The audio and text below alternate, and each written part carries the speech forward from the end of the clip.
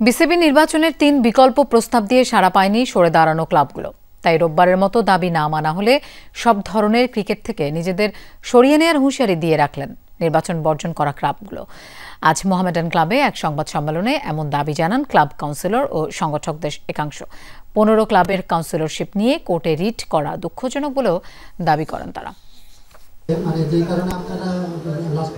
গত প্রায় এক যুগেরও বেশি সময় ধরে বিসিবিতে নাজমুল হাসান পাপনের সাথে কাজ করেছিলেন খালেদ মাহমুদ সুজন। এবারের নির্বাচনে তাকে দেখা গেল মোহামেডানে, সে লোকমান হোসেন ভুইয়ার পাশে। প্রতিবাদী কণ্ঠে তুলে ধরলেন নির্বাচনের নানা অনিয়ম। তাহলে তারা কেন ক্লাবকে টাকা দিবেন? আমাদের তো আপনি জানেন এটা ইংল্যান্ডের ফুটবল টিম না যে ম্যানচেস্টার টিম, আমাদের টাকা আছে, এটা তো ভাই অর্থায়নে চলে, কারণ না কারণ স্পন্সর। এটা তো প্রথম থেকে স্বাধীনোত্তর বাংলাদেশ ক্রিকেটকে ক্লাব ক্রিকেটই বাঁচিয়ে রেখেছে। বাংলাদেশ ক্রিকেট বোর্ড ৭০ থেকে ৮০টা প্লেয়ারকে কন্ট্রাকচুয়াল প্লেয়ার আছে, ন্যাশনাল প্লেয়ার সহ যদি আমি বলি, বাকি কিন্তু ১৫০০ থেকে ২০০০ প্লেয়ার ক্রিকেট খেলে। তো তাদের অর্থায়নটা করে কেন? আপনি যদি ক্লাবের পিছিয়ে লাগে এভাবে, ক্লাবের আজকে যারা ডোনেট করছেন বা যারা ক্লাবের সাথে জড়িত আছে তারা যদি মুখ ফিরিয়ে নেন যে আমরা ক্লাবের সাথে, তাদের তো দরকার নেই। তাদের নিজের ব্যবসা আছে, তাদের নিজেদের বড় প্রতিষ্ঠান আছে, তারা তাদের মতো চলে যাবে। তারা না ক্লাবে না আসলে কি ক্ষতি হবে আসলে আমাদের?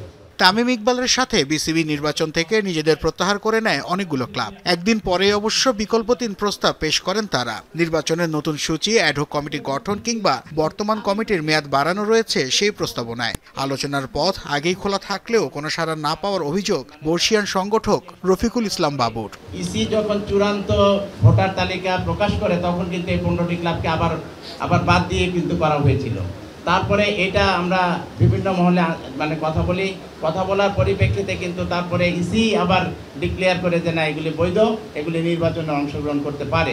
নির্বাচন হওয়ার কথা ৬ অক্টোবর। এর মাঝে যদি দাবি মানা না হয় তাহলে কোন পথে যাবেন তারা? বিতর্কিত ইলেকশনের নীতি নকশা বাতিল করা না হলে আসন্ন কোনো ধরনের ক্রিকেটে দেশের কোনো ক্লাব অংশ নেবে না।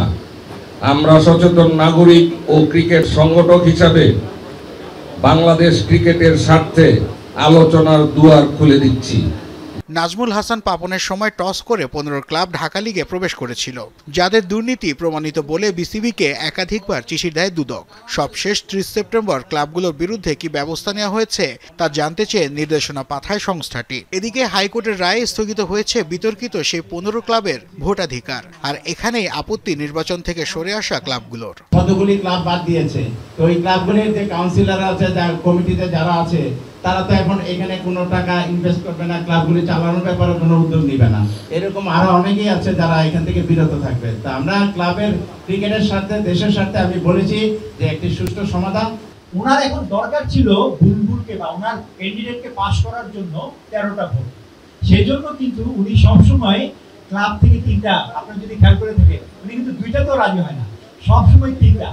তো আমার ধারণা যে ওনার ক্যান্ডিডেটকে জেতানোর জন্যই কিন্তু উনি ক্লাবে, আমার মনে হয় ক্লাবের কাছে দাবি করেছে যে আমরা একসাথে মিলে করি।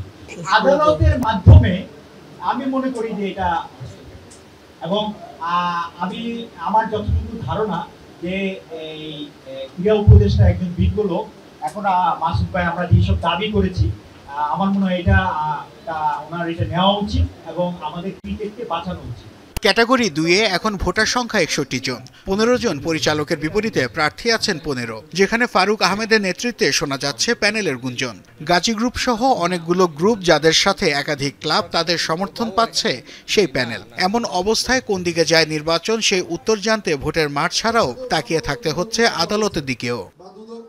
নাসিফ শুভ, যমুনা স্পোর্টস, ঢাকা।